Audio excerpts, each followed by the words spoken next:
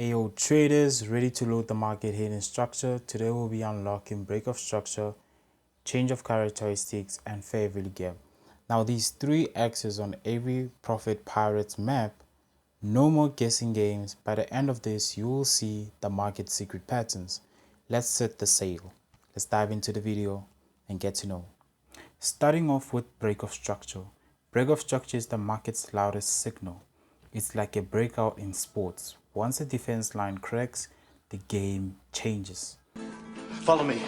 Follow me, come on. So here's how to catch it. So first of all, you need to identify structure.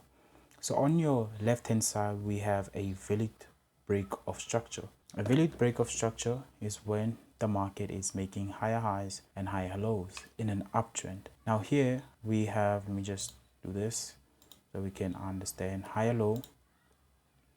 Just make this bit a little bit small, okay? So we have higher low, then it makes a higher high over here, then it makes a higher high. Now this higher high is higher than the previous higher high, hypothetically speaking. So now the market goes low to form a lower low.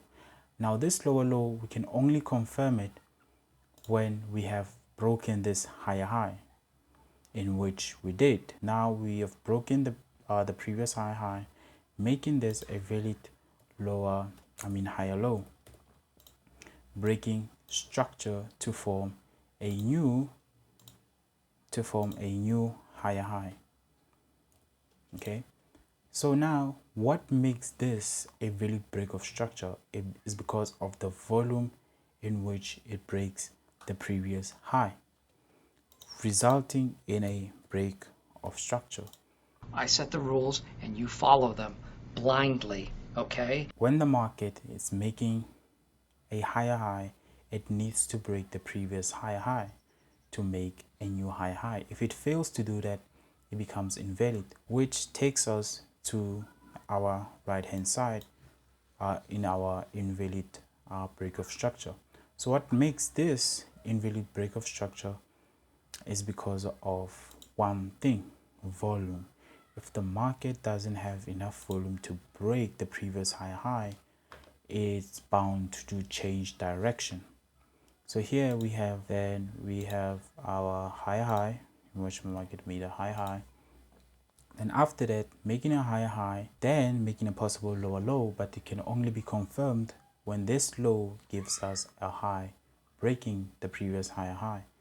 So it failed to do that.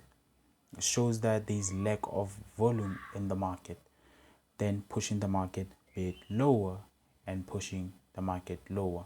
Now this becomes our higher high automatically, so, and possibly the market may break the previous higher low, resulting in a change of direction. Now we're going to talk about that in the second term, which is change of characteristics, whereby the market changes from uptrend to a downtrend.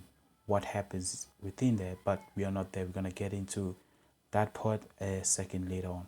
So moving to the second part, I'm going to show you is that market, when it does a break of structure, we focus on simple things. Is that you need to just focus on market structure. In an uptrend, we have higher highs and higher lows. In the opposite of that, in a downtrend, we have lower lows and lower high. We're going to be identifying break of structure in an uptrend. So in an uptrend is whereby the market forms a higher low, which gave us a higher high, which broke off the previous high, resulting in a break of structure in the market. Break of structure. Yeah. So this higher high gave us a low, and a higher low, which gave us more momentum, more volume to break the previous higher high. So we have here what we have: a invalid break of structure. This is a illustration of an example what causes the market, or to explain a lack of momentum or volume in the market when the market is supposed to give us a new higher high. So what happens is that our previous high low give us a much momentum, much more volume to make a break of structure from the previous high and being higher than the previous high, which make this a valid break of structure. Now after that high, this high gave us a higher low, which our higher low failed to give us new higher high, resulting in an invalid break of structure, resulting in a reversal. Now, Do you understand what's going on with this map? Yes! in most cases, what you would find here in the charts, you will find a candlestick which is like this. Only the wicks will be exposed or will be higher than the previous high candlesticks, or the body won't even be closing above those previous high candlesticks, in which it results in invalid break of structure, pushing the market downwards. That's what happens most of the time, 99% of the time. Data. So moving on, take some notes, right? What you need to identify. So I made 3 notes, 3 things, 3 everything, 3 shots, 3 bullets. Okay, pirate. What are you doing? I'm writing this down. This is good stuff. Just to recap, number 1, we identify the structure by drawing trend lines and connecting our high highs and our higher lows, or our lower lows or lower highs. Our second part, we wait for a break whereby price must close beyond the line or beyond the previous high highs or below the previous lower lows. Now to confirm this, which is number 3, you need to confirm with volume. If there is no volume, it's a fake out. What do I mean when I say no volume? A break of structure is when the candlestick, it is closing above that previous high, above that previous lower low, when the body just closes above. Now this results in a valid break of structure. Now an invalid break of structure is when the market, it is failing to close above or below the previous, whatever, could be high highs or higher low, the previous high or lows, right? In which the only wicks have break above that, it's what we call a fake out. So moving in, we'll be going to change of characteristics. What causes the market to change its course? What causes the market to change direction? How to spot a change of characteristics in the market? A change of characteristics is simply a reversal. Is the market subtitle whisper before the storm comes. It's not a scream, it's a shift in rhythm. Now here's how to decode it. Now in an uptrend, we have a bearish change of characteristics whereby the market's making higher highs, higher lows, higher highs, higher lows, higher highs, higher lows, and eventually changing direction whereby the market is failing to make a new high, then breaking the previous higher lows, changing the direction, which we call it a bearish change of characteristics, because it's changing an uptrend, a bullish trend, into a bearish trend, which result in a bearish change of characteristics. Same thing, but in an opposite way of form of words. So a bullish change of characteristics is when a market, it is trending towards the downside, making lower lows and lower highs, and eventually the market fails to make a new lower low, breaking the previous lower high, and then continuation towards the upside, changing the direction, making that reversal towards the upside. We call that a bullish change of characteristics. Now moving up here, I want to show you something, is what actually happens here. So right here we have a bearish change of characteristics that happens in an uptrend. So here we have a higher low and a higher high, which gave us a higher low, which then the market, continuation, instead of giving us a new higher high and continuing towards the upside, the market swept the previous higher high. Now we call this a sweep of liquidity. A sweep of liquidity is when the market takes orders that we call them retail traders, support and resistance type of traders. Now it takes those buy stop, takes them all and come back. Moving on into the bullish change of characteristics.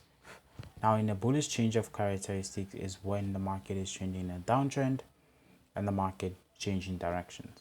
So same thing that happens in bearish change of characteristics. The market sweeps out the previous lower low, taking off liquidity and changing direction, which results in a change of characteristics, which we call that our bullish change of characteristics. So we have some notes here. Now in an uptrend change of characteristics, we have lower highs and weak rallies. Weak rallies is our lower lows in which they are taken off. So in a downtrend change of characteristics, we have higher lows are weak sell-offs. So our higher lows, those are our weak sell-offs. Very simple stuff. So moving on to our fair value gap.